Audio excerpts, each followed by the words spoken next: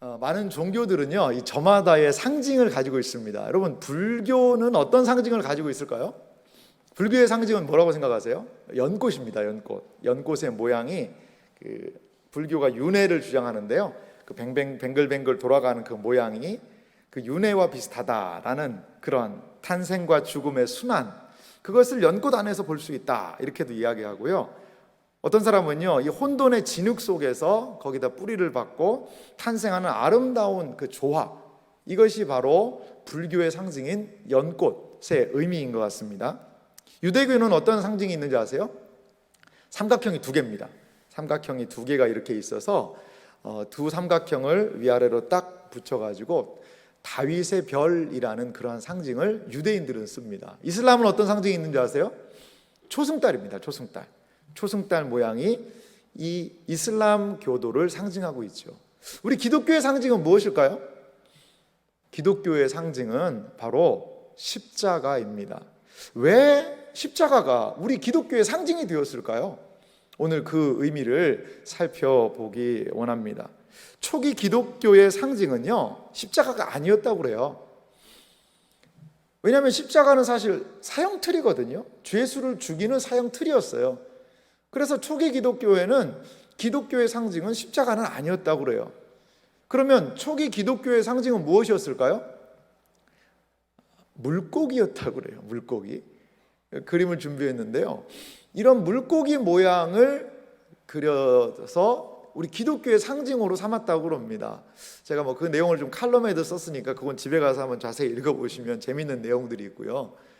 그러니까 이게 왜 그러냐면, 이 물고기가요, 저기에 이상한 말이 써 있는데, 저게 익투스라는 그런 말이거든요. 익투스라는 말인데, 그 머리 글자들을 따라가 보면 예수 그리스도는 하나님의 아들 구세주입니다, 그런 내용이 있는 거예요. 이게 단어를 맞춘 겁니다. 물고기의 그 단어를 맞춰가지고 예수 그리스도는 하나님의 아들 구세주입니다 라는 의미를 풀어낸 거죠. 익투스라는 그 물고기 아래요. 그래서 그냥 처음 본 사람인데 상당히 호의적으로 얘기를 잘하고 여러 가지 그러면, 그 얘기한 사람이 발로 이렇게 모양을 바닥에다 그렸다고 그래요. 그러면 그리스도인들은 아는 거예요. 이렇게 모양을 그려 반호를 그리는 거예요. 그러면 그 이야기를 들은 사람이 그리스도인이면 거기에 거꾸로 또 이렇게 반호를 그리는 거예요. 그럼 익투스 모양이 되거든요. 물고기 모양이 되거든요. 그러면은 서로가 신자인지를 아는 비밀 암호와도 같이 이 익투스라는 이 글자가 사용이 되었고, 기독교의 상징이 처음에는 이 물고기 모양이었다는 겁니다. 여러분, 하지만 물고기 모양은요, 글자의 나열의 연상이지 기독교 신앙에 대한 가시적인 의미를 가지진 않았죠. 단어를 풀으면 그런 게 있지만, 물고기가 물론 오병 이어의 사건도 있었고 그런 부분이 있었지만, 물고기를 우리 기독교의 상징으로 얘기에는 조금 뭔가가 좀 부족함이 있었던 것 같아요. 여러분, 얼마나 많은 성경에 기독교의 상징물로 쓰임 받을 것들이 있습니까? 노아의 방주, 얼마나 놀라운 사건입니까? 방주가 기독교의 상징이 될 후보가 되죠. 이삭을 대신 양을 잡는 그 아브라함의 모리아 제단, 얼마나 의미가 있어요. 갈멜산에서 불이 떨어져서 바알과 아세라를 섬기는 사람들에게 하나님의 살아계심을 보여줬던 엘리야의 갈멜산 제단도 어떻습니까? 또 요나를 통한 큰 물고기, 양을 데리고 가는 목자, 여러 가지 상징물들, 기독교를 대신할 수 있는, 대표할 수 있는 상징물들은 상당히 많습니다. 그런데요, 초대교회 성도들이 선택한 우리 기독교 신앙의 상징물은 뭔지 아십니까? 네, 맞습니다. 십자가입니다. 십자가를 기독교 신앙의 상징으로 여기게 되었다는 겁니다. 십자가는 기독교의 가장 중요한 내용을 대변하고 있기 때문이라는 것입니다. 여러분, 그렇다면 십자가는 무엇일까요? 십자가가 무엇일까? 십자가는요, 로마가 고안한 역사적으로 가장 잔인한 사형의 형틀이라는 겁니다.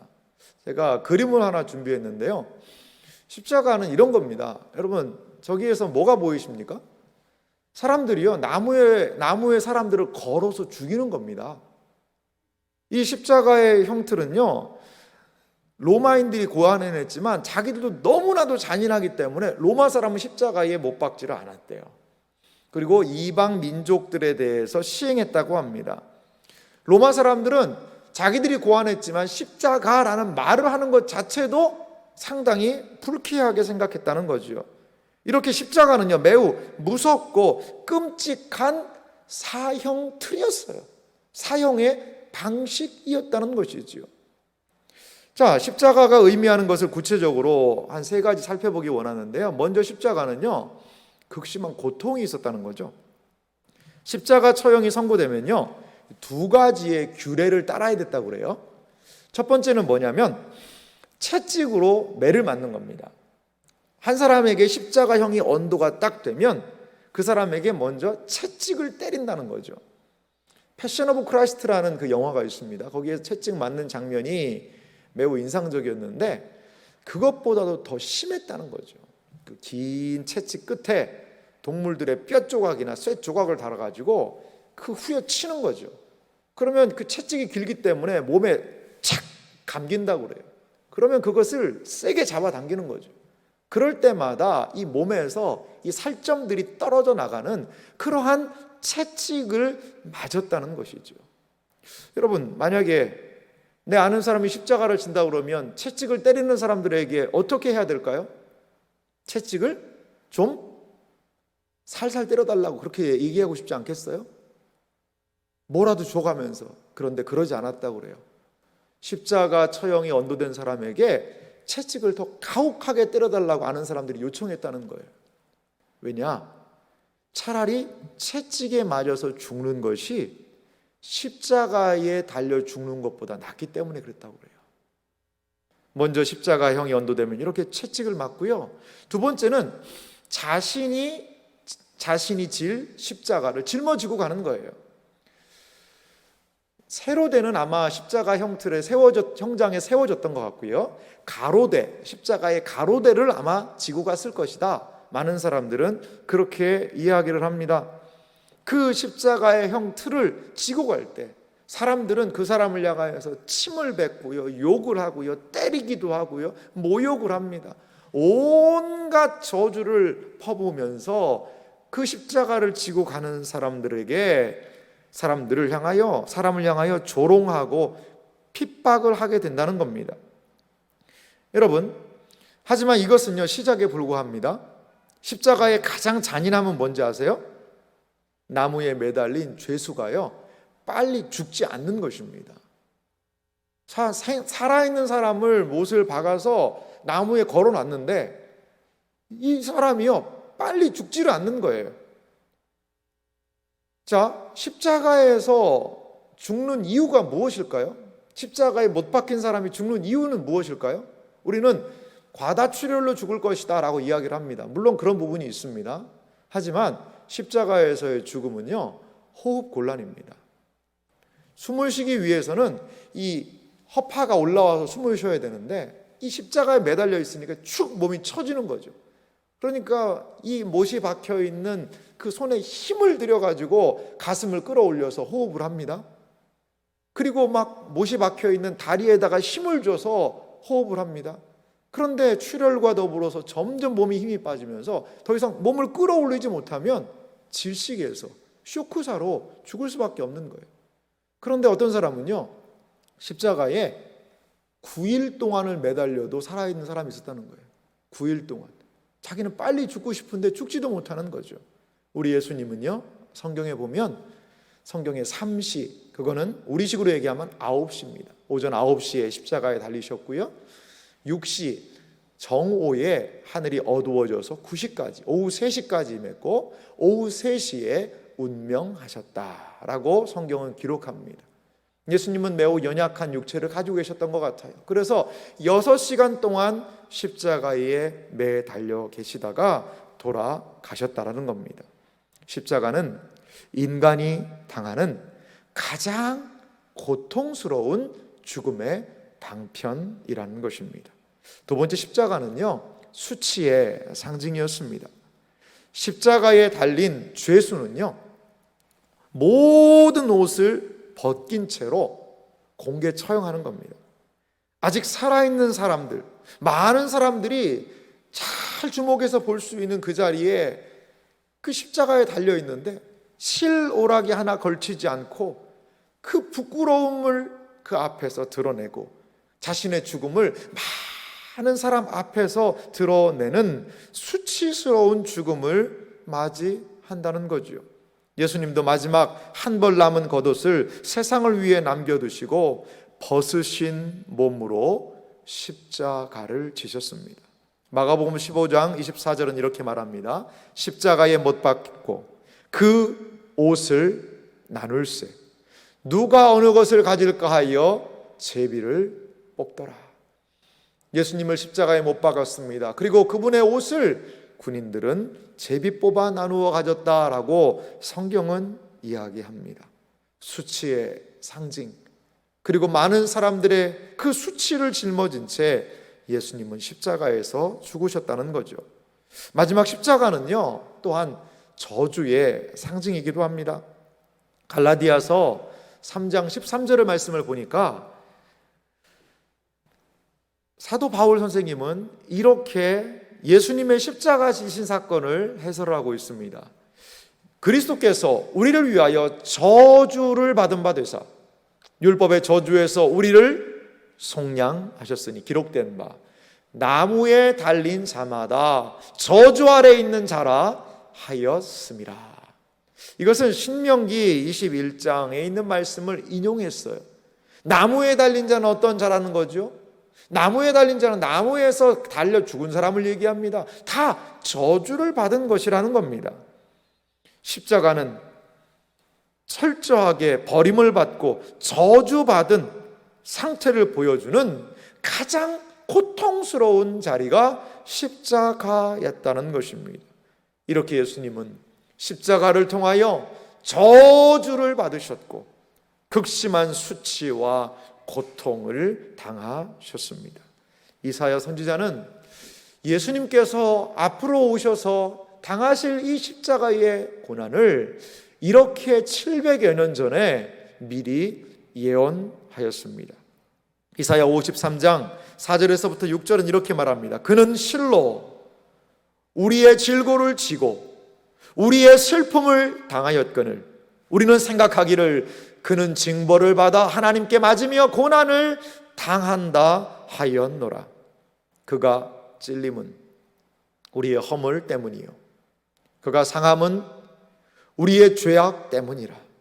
그가 징계를 받음으로 우리는 평화를 누리고 그가 채찍에 맞음으로 우리는 나음을 받았도다.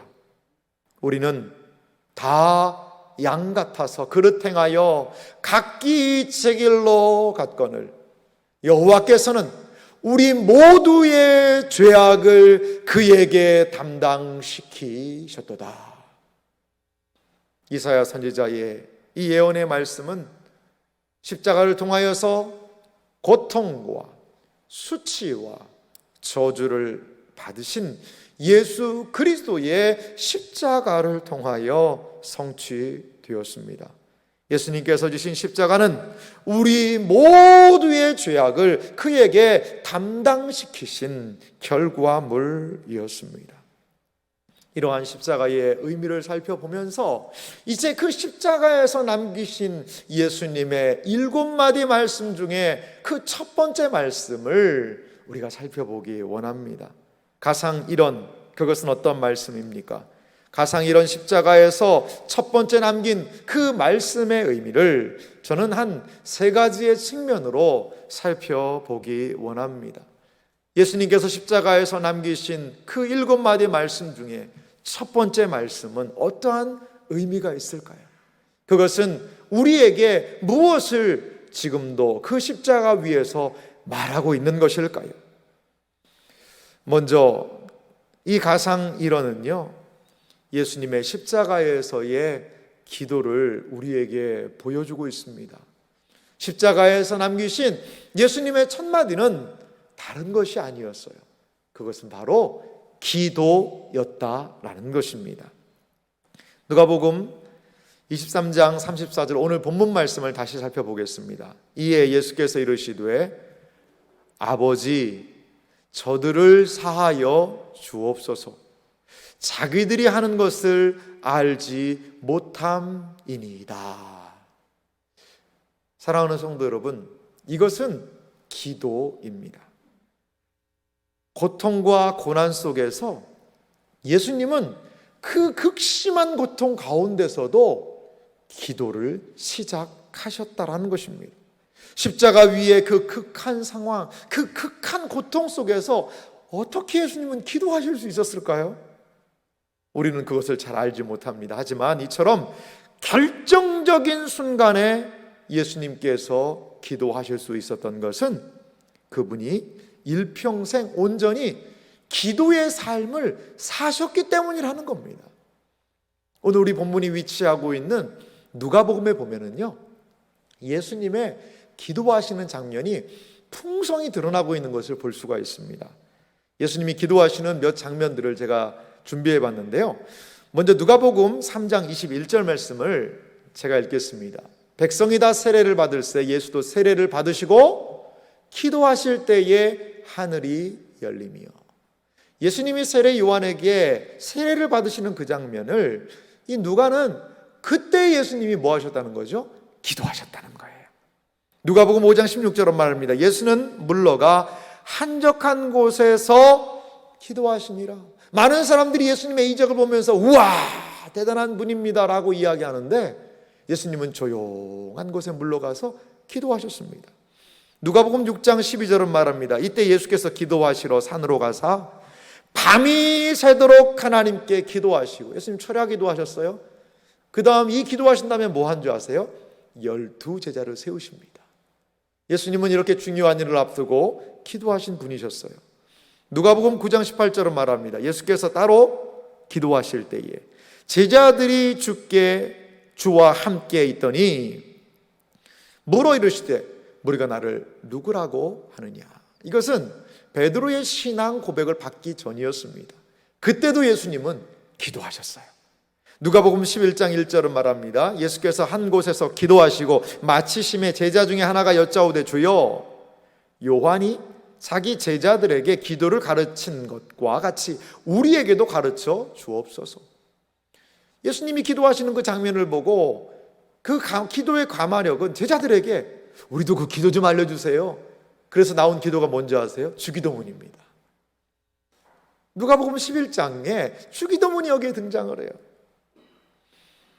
누가복음 22장 44절은 겟세마네 동산에서 십자가를 앞두고 기도하시는 예수님의 모습을 이야기를 합니다. 우리 이 말씀은 같이 읽어보도록 하겠습니다. 같이 읽겠습니다. 예수께서 힘쓰고 애써 더욱 간절히 기도하시니 땀이 땅에 떨어지는 핏방울 같이 되더라. 아멘. 그렇습니다.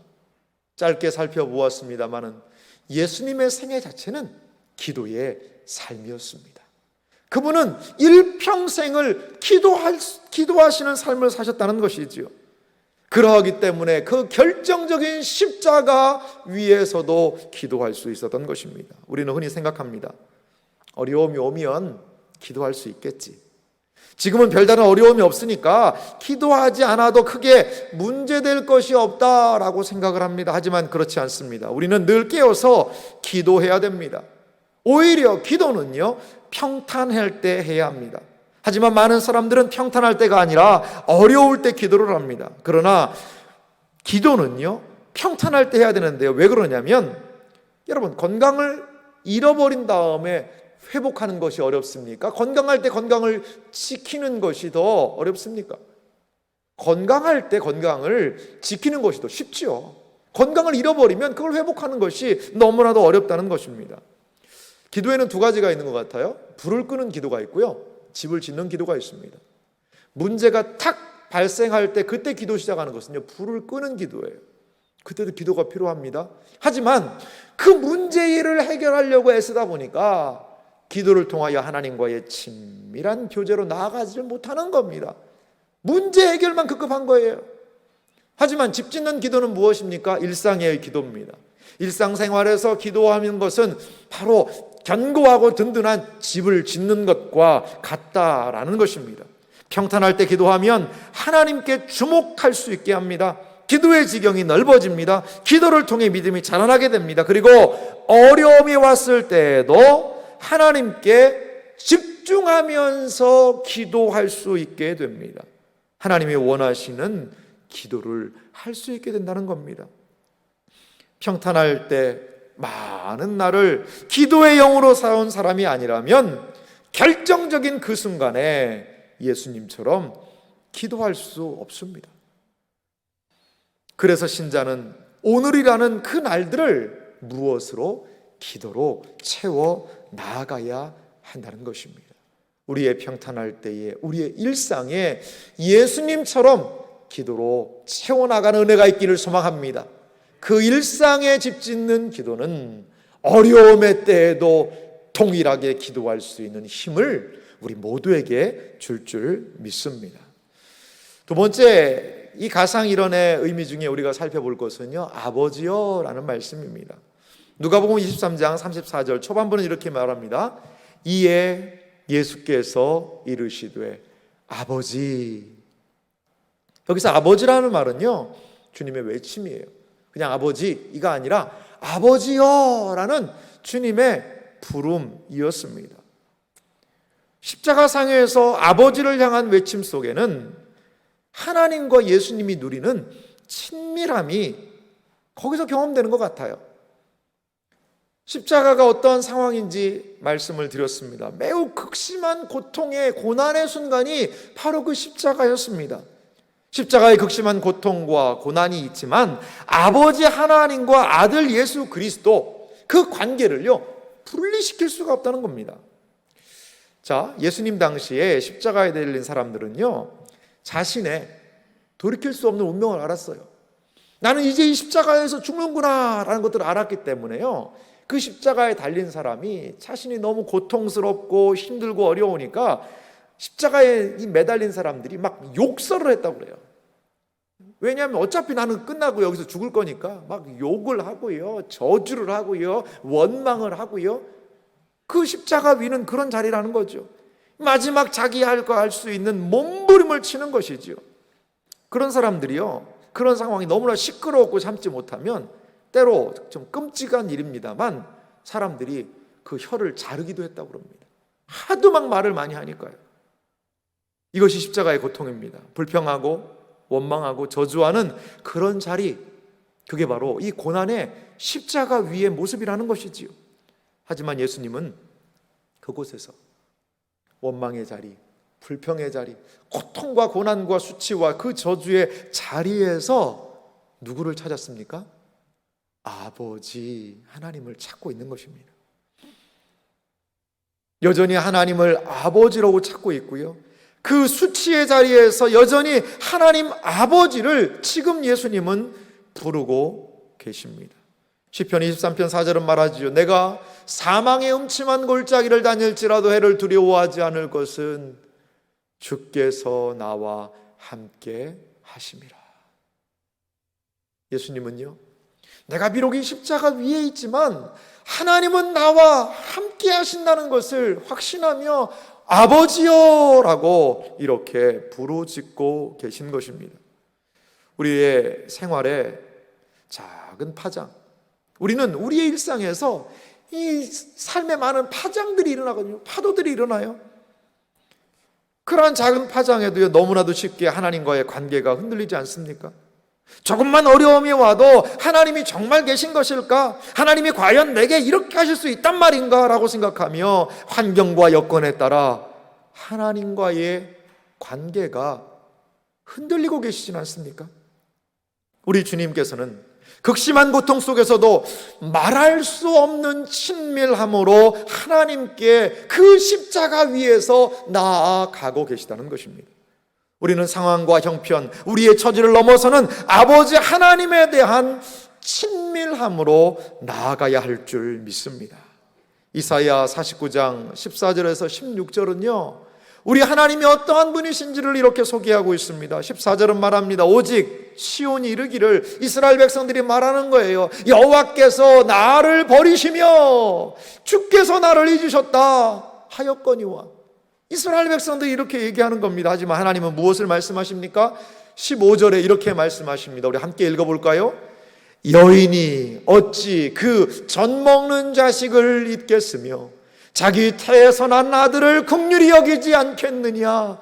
그들은 혹시 잊을지라도 나는 너를 잊지 아니할 것이라. 할렐루야. 16절은요, 하나님이 이런 말씀도 하세요. 내가 너를 내 손바닥에 새겼고 너의 성벽이 항상 내 앞에 있나니. 우리 하나님께서 우리를 어디에 잊어버리지 않기 위하여 결코 잊지 않으시는 그 하나님이 우리를 손바닥에 새기셨다는 것을 여러분 믿으시기 바랍니다.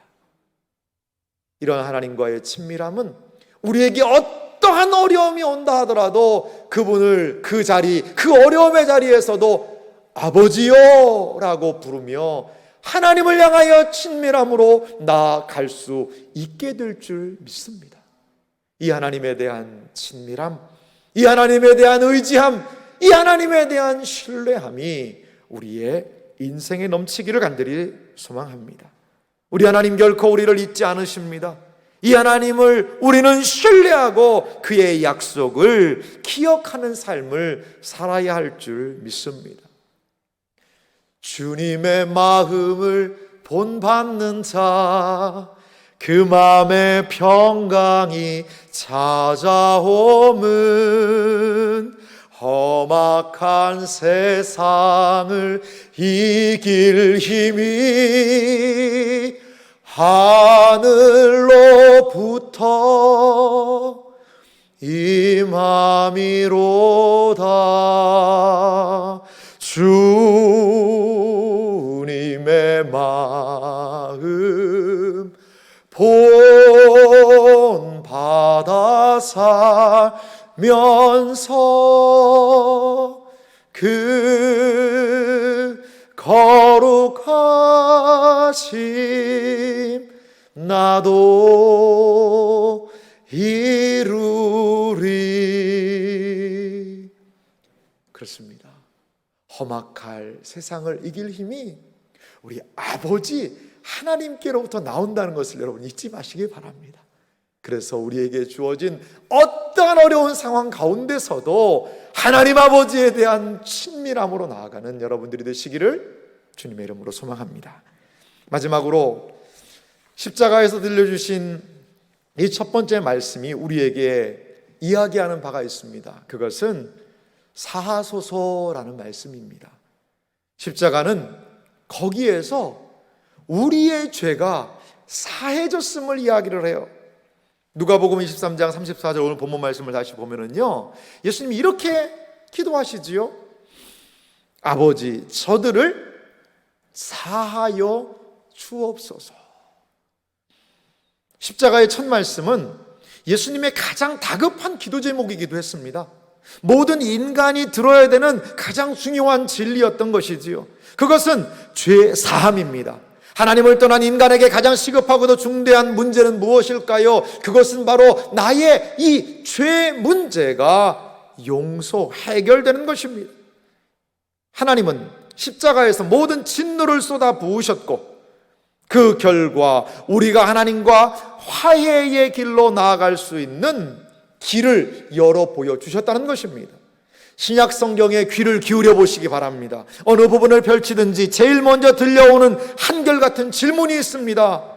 당신은 죄 사함을 받았습니까? 당신은 죄 용서를 받았습니까? 성경은 우리에게 질문을 합니다. 이 질문에 예, 내 죄가 용서받았습니다 라고 대답할 수 없다면 우리의 신앙생활은, 아니 우리의 삶은 아무것도 아니라는 거죠. 우리가 죄 사함을 받지 못했다면 우리의 인생에 대한 좋은 견해, 긍정적인 생각, 기독교 신앙에 대한 호기심은 아무런 의미도 없을 수 있다는 것입니다. 지금 바로 하나님의 사죄하시는 은총을 우리는 구해야 될 줄 믿습니다. 우리는 우리가 하나님 앞으로 나아갈 수 없는 존재임을 인정해야 합니다. 불쌍히 여겨주시기를 간구해야 합니다. 그리고 십자가의 죄사함을 선포하시며 우리에게 진정한 하나님께로 나아갈 길을 열어주신 예수 그리스도를 신뢰해야 한다라는 것입니다.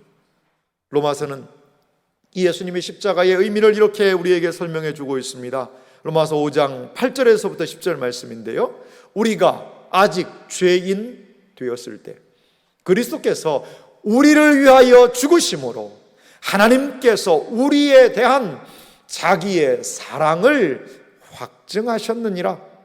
그러면 이제 우리가 그의 피로 말미암아 의롭다 하심을 받았으니 더욱 그로 말미암아 진노하심에서 구원을 받을 것이니. 10절 말씀을 함께 읽어볼까요?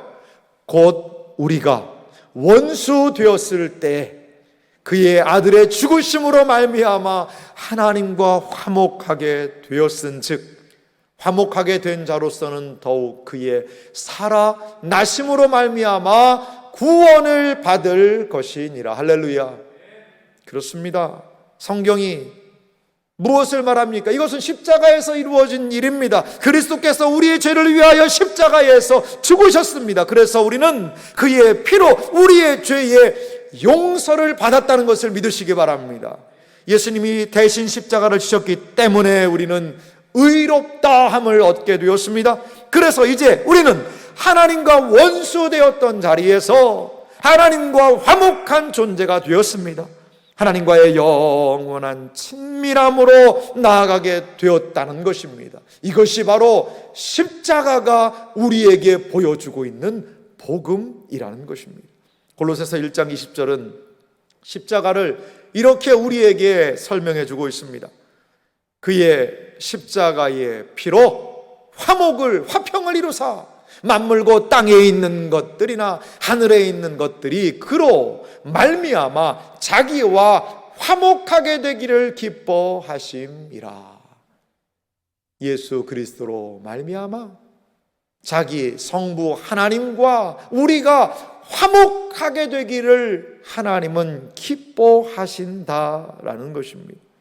인간이 범죄함으로 말미암아 하나님과 원수가 되었지만 하나님께서는 인간과 다시 화목하게 되기를 정말로 바라셨고 그 길을 십자가를 통하여 이루어 주셨다라는 것입니다.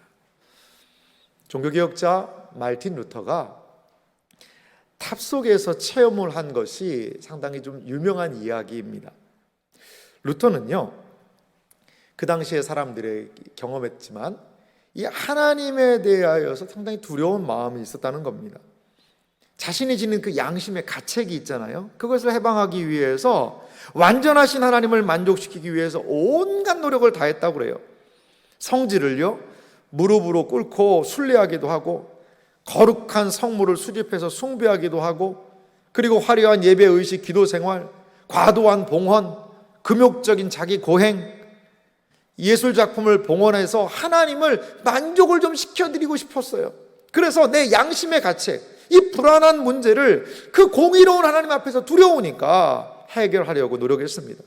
하지만 루터도 그 모든 것들을 다 했지만 그 마음의 불안한 이 양심의 가책, 그 두려운 하나님 앞에서 어떻게 내가 설 수 있을까에 대한 것이 너무나도 루터에게는 커다란 문제였습니다.